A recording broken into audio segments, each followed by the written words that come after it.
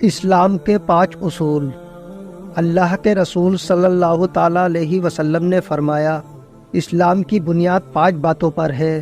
اس بات کی گواہی دینا کہ اللہ کے سوا کوئی بندگی کے لائق نہیں اور محمد صلی اللہ تعالیٰ علیہ وسلم اس کے بندے اور اس کے رسول ہیں۔ نماز قائم کرنا، زکوٰۃ دینا، بیت اللہ کا حج کرنا اور رمضان کے روزے رکھنا۔ حدیث مسلم، حدیث نمبر 1621۔ اس حدیث میں دین کے 5 بنیادی ستون بتائے گئے ہیں جن پر پورے دین کی عمارت کھڑی ہوتی ہے۔ اگر یہ ستون نہ ہو تو دین کی عمارت کھڑی نہیں ہو سکتی۔ اگر یہ قائم ہو کر گر جائے تو دین کی عمارت بھی گر جائے گی۔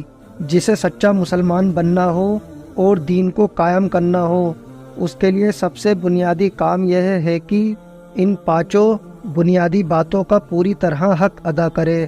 ان باتوں کو اسی اہمیت کو سامنے رکھتے ہوئے ایک اور موقع پر اللہ کے رسول صلی اللہ تعالیٰ علیہ وسلم نے انہیں اسلام قرار دیا ہے۔ سب سے پہلی اسلام کی بنیاد جس پر اسلام کی پوری عمارت کھڑی ہوتی ہے، دل سے پکے یقین کے ساتھ اس بات کی گواہی دینا کہ اللہ کے سوا کوئی مالک اور بندگی کے لائق نہیں۔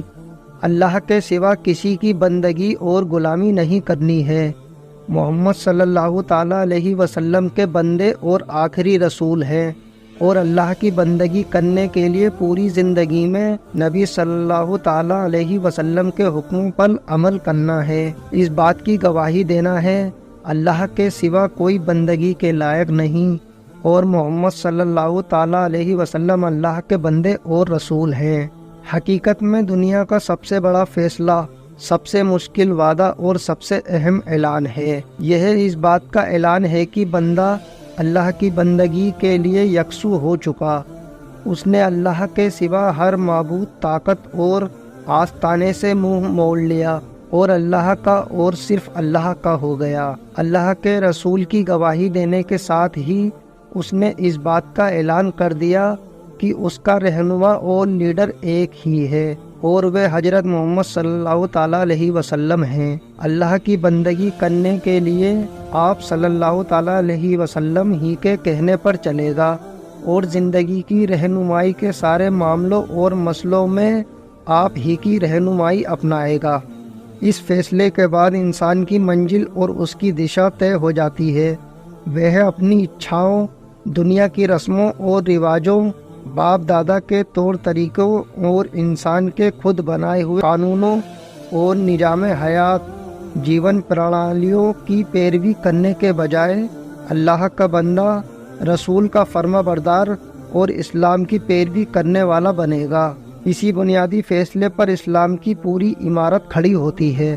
نماز دن میں 5 بار انسان کا تعلق اللہ سے جوڑتی ہے اور اسے زندہ اور مضبوط کرتی ہے، اللہ کا خوف اور اس کی محبت پیدا کرتی ہے اور عملی طور سے یہ سبق سکھاتی ہے کہ انسان اللہ کا بندہ ہے اور اسے اللہ کا بندہ ہی رہنا ہے۔ زکوٰۃ دنیا کی محبت کو دل سے نکالتی ہے کیونکہ دنیا کی محبت ہی بہت سارے فتنوں کی جڑ ہے۔